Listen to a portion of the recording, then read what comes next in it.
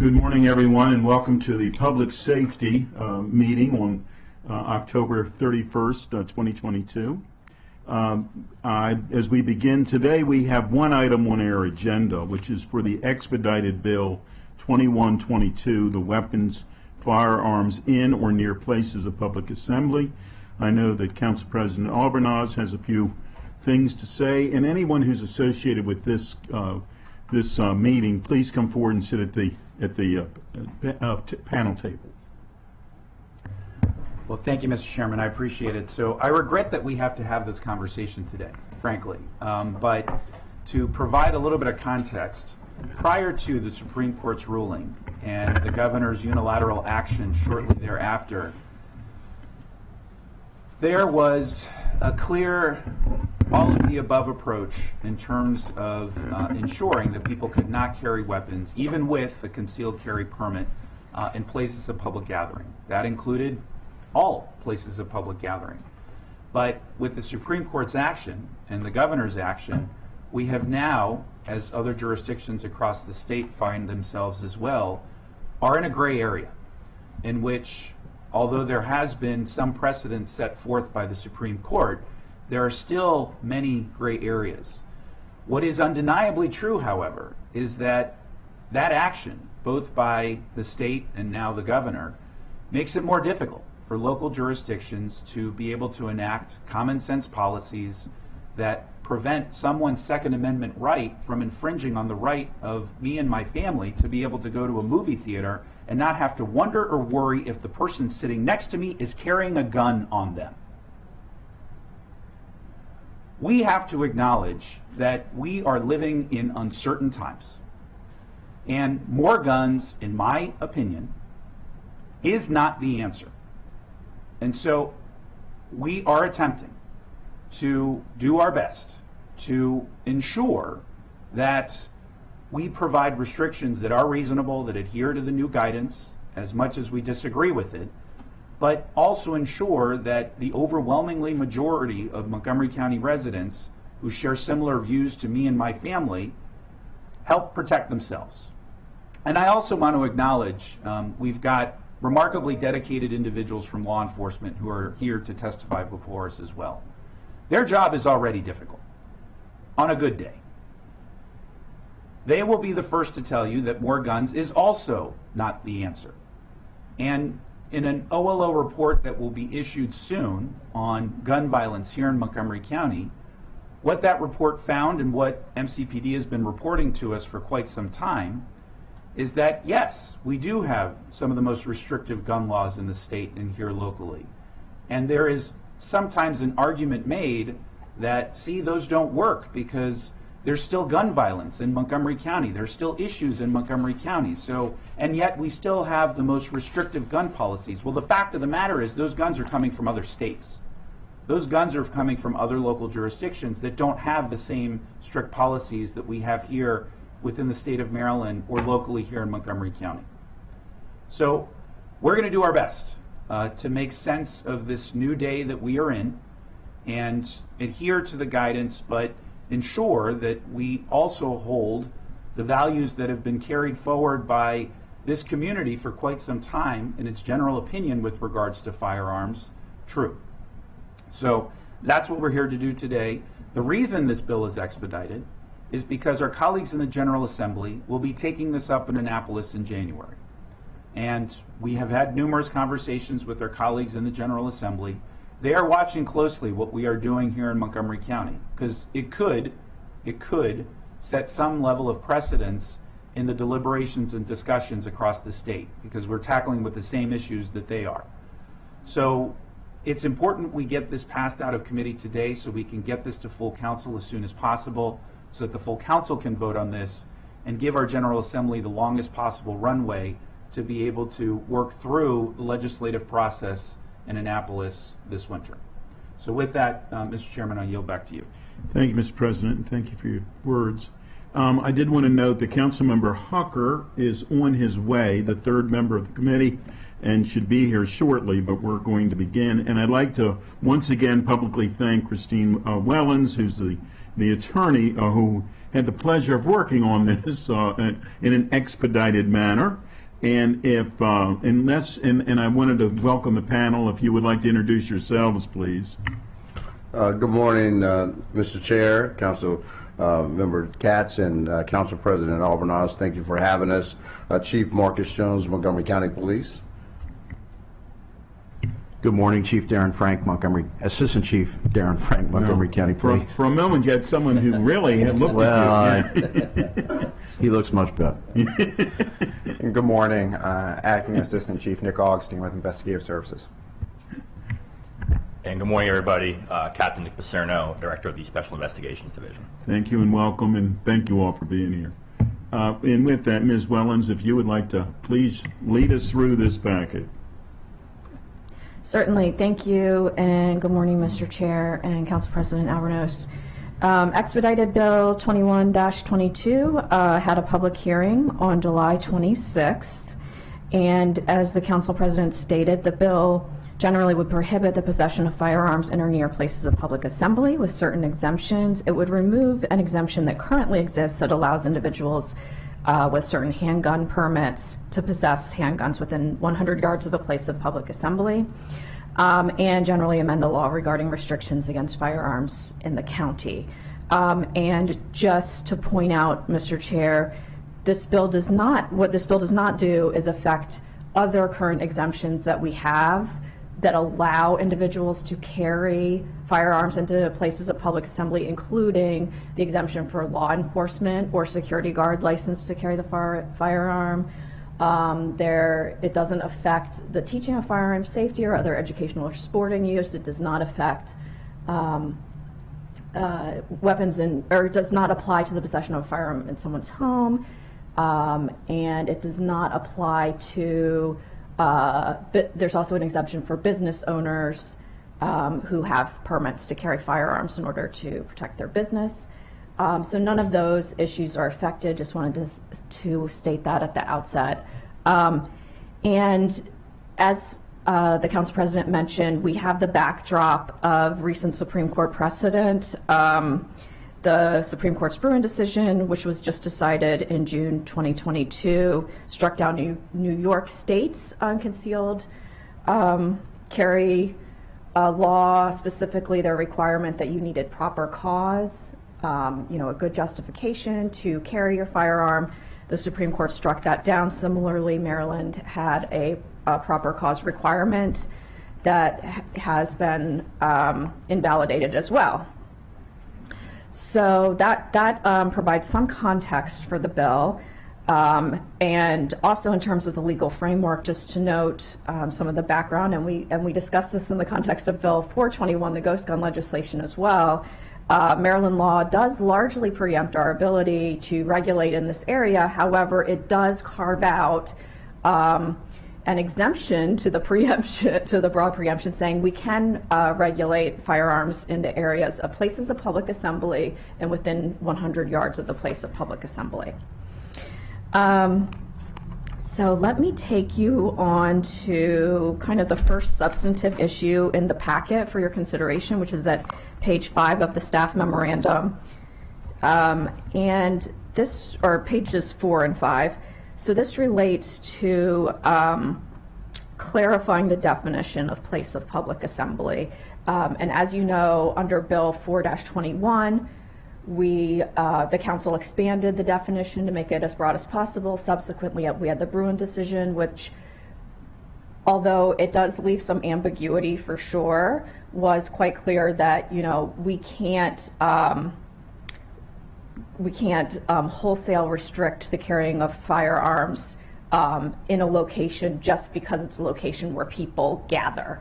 That was insufficient. And so on page 5 for your consideration are some amendments to the definition of place of public assembly that try to tighten it up a little bit so that it is more consistent, or hopefully fully consistent with the Bruin decision.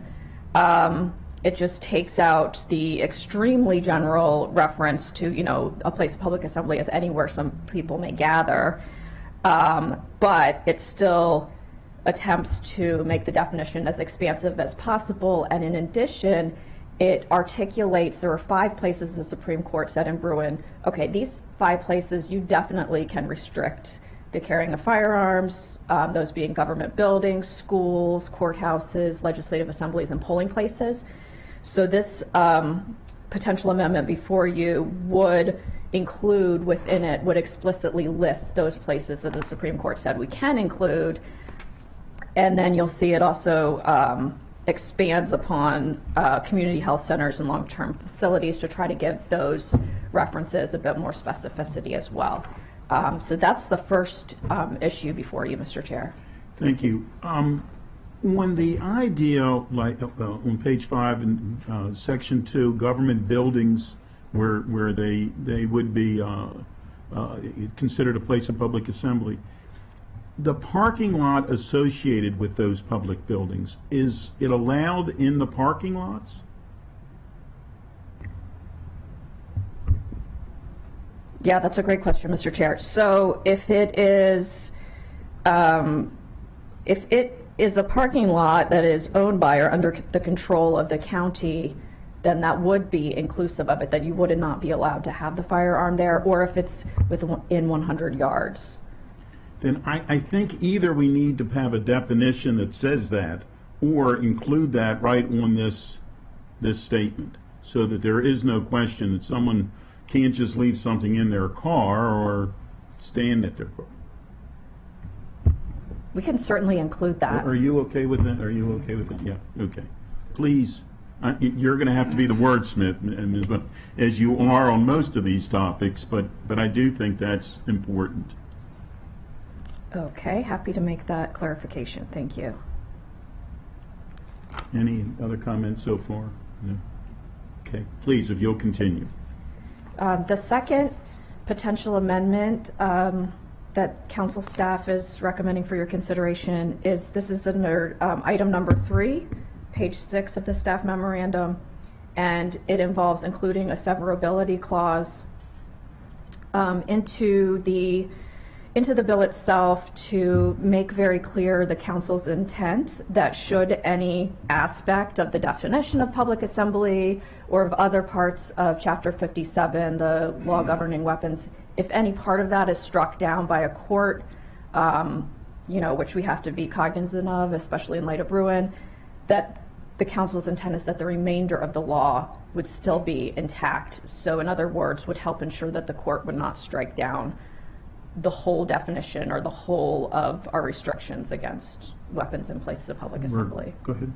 No, I agree. I did want to make the point, should have done this up front, is that this does not prevent private businesses from ensuring that guns are not allowed. So if our local mall or movie theater or an area of private business, and unfortunately when you go to Texas or other parts of the country that have very unrestricted gun laws, you see those no gun signs in a variety of different locations. So, and I want to stress to the public, we would like to include everything. We would, but we are restricted in what we can and can't do. So I don't want the message to the public to be that the council is only restricting these areas and not considering others. It's because of what we're bound by at this point, and we're trying to push this as much as reasonably as we can, given the circumstances. But I just wanted to make that point. Okay, thank you. We're in agreement.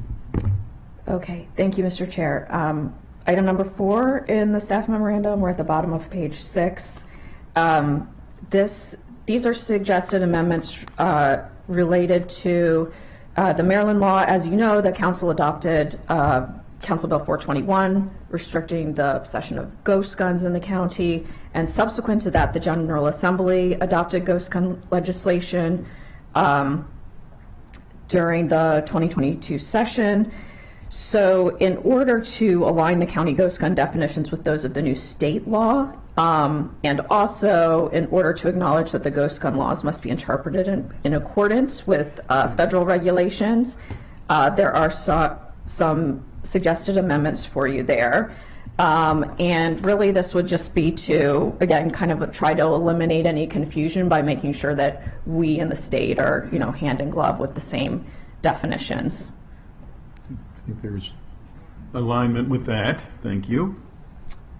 Thank you. And Lastly, the final issue that's noted for your consideration, bottom of page 7, it's issue number 5, and it's a technical correction. There was essentially a typo in the current section 57-7.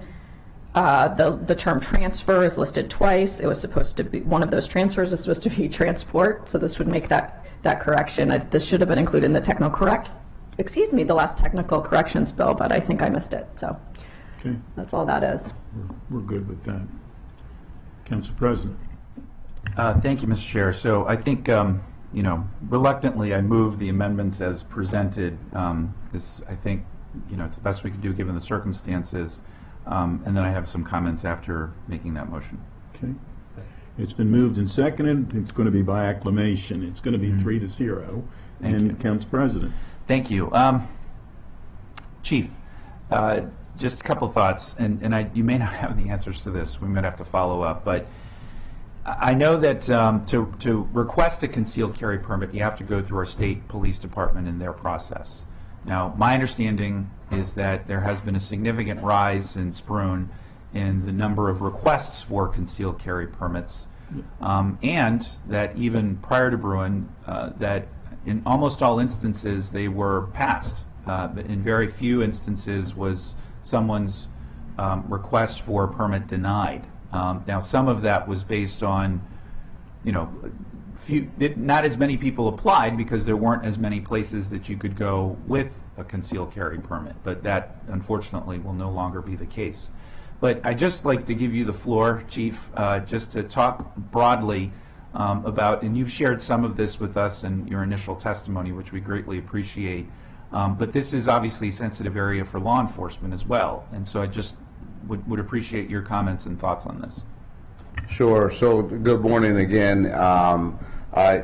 You are correct, Mr. President, that there has been a significant rise in applications through the Maryland State Police for concealed carry permits, and that does raise some considerable concern for us in law enforcement as individuals who may decide that utilizing a weapon in order to either protect themselves or others in public places could raise some issues. And this is, I will try to make it as simplistic as possible.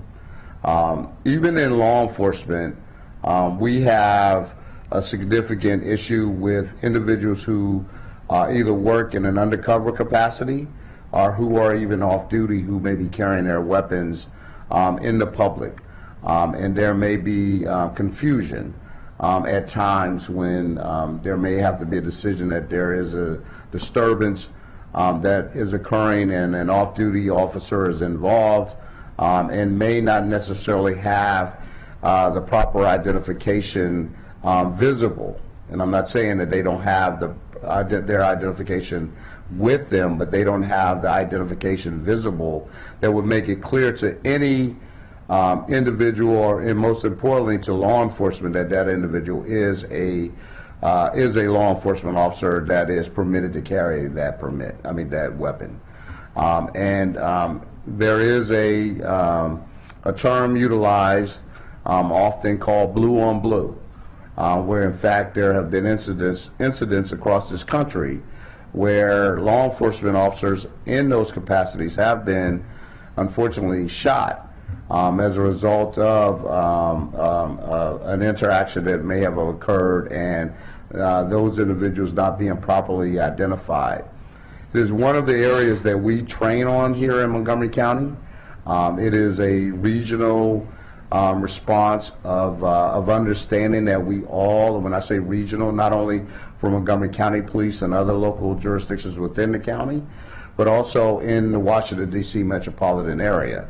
Under the Council of Governments, we've developed a process to help to identify law enforcement, federal, state, and local, so that if there is an interaction, knowing that many of us cross jurisdictional lines and we do have the authority to carry our weapons in an off-duty capacity, or even on duty for that matter, for those who may be working undercover, that there is a universal sign that we utilize. that says that we are law enforcement. Should we be confronted in order to drop our weapons, which we train ourselves to do in those manners, and in fact, then those individuals would know that we're law enforcement. Well, that's a concern now because the community won't have that. And maybe, I don't know if there's something that maybe at some point we may need to figure out in order to avoid any unfortunate incident.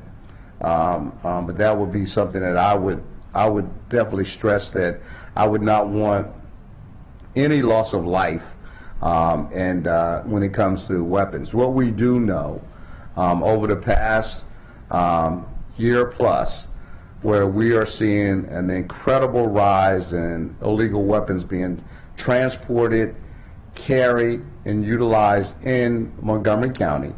What we do know, many times the sources of these interactions, sometimes with individuals, are simply what we would call confrontations that are occurring with other members of the public, and the weapon is being utilized in order to try to resolve this particular conflict, whether it's a road rage incidents. We've seen rises in road rage incidents where weapons have been displayed, maybe not fired, and maybe in some cases they have been fired, but in cases we know that they've been displayed.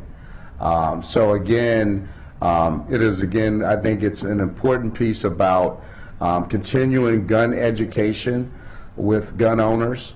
I think that's an important factor that county government should do.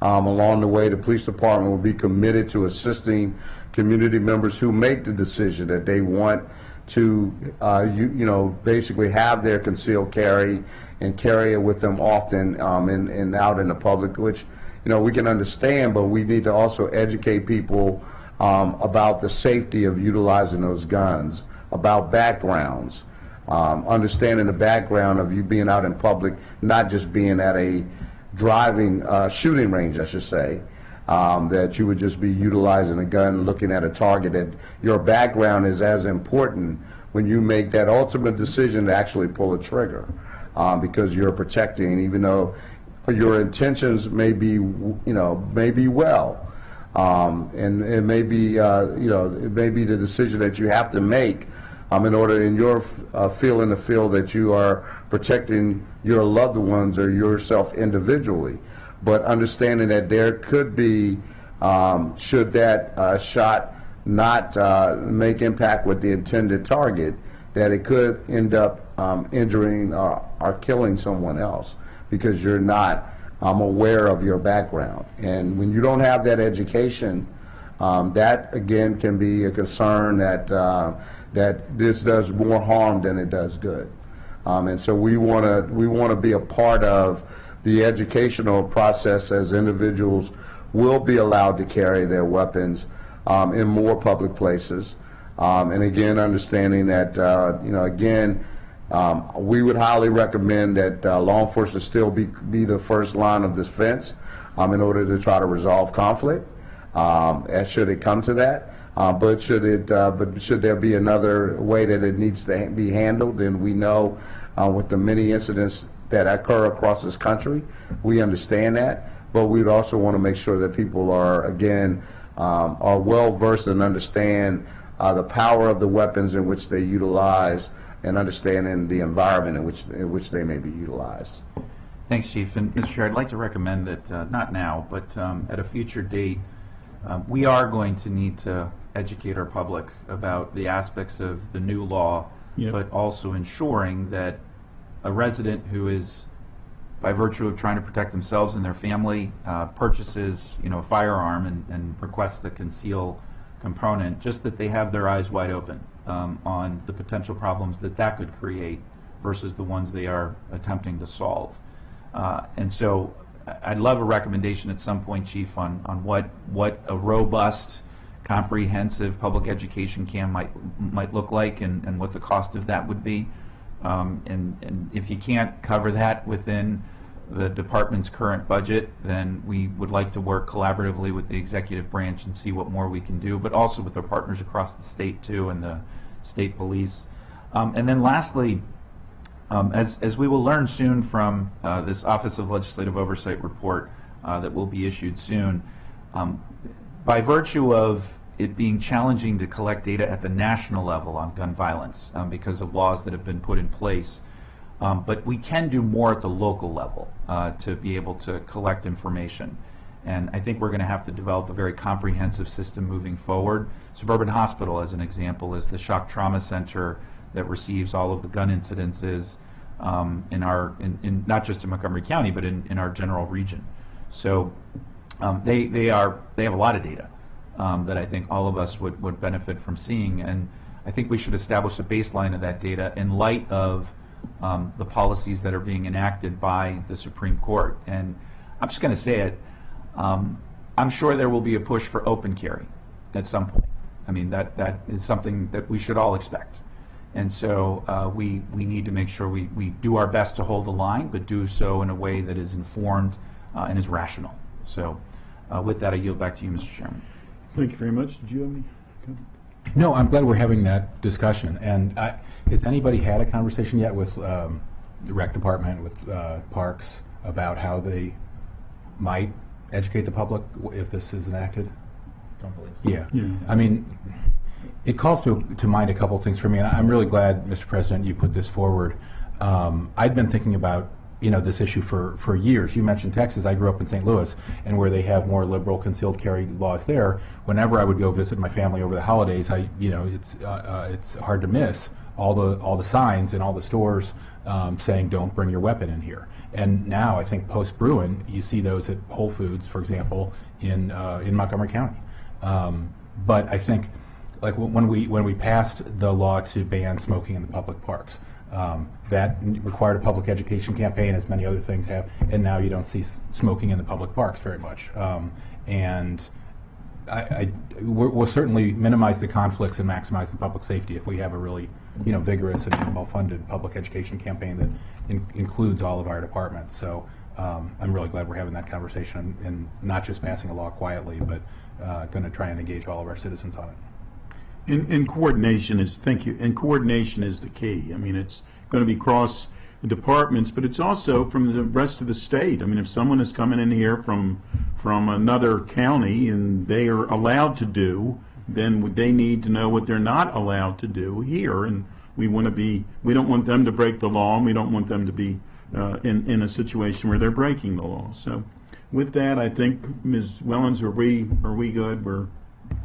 Yes, thanks, Mr. Chair. Thank you very much for all your help, and thank you to our friends in law enforcement for being here today and for keeping us all safe. Thank you. We are adjourned.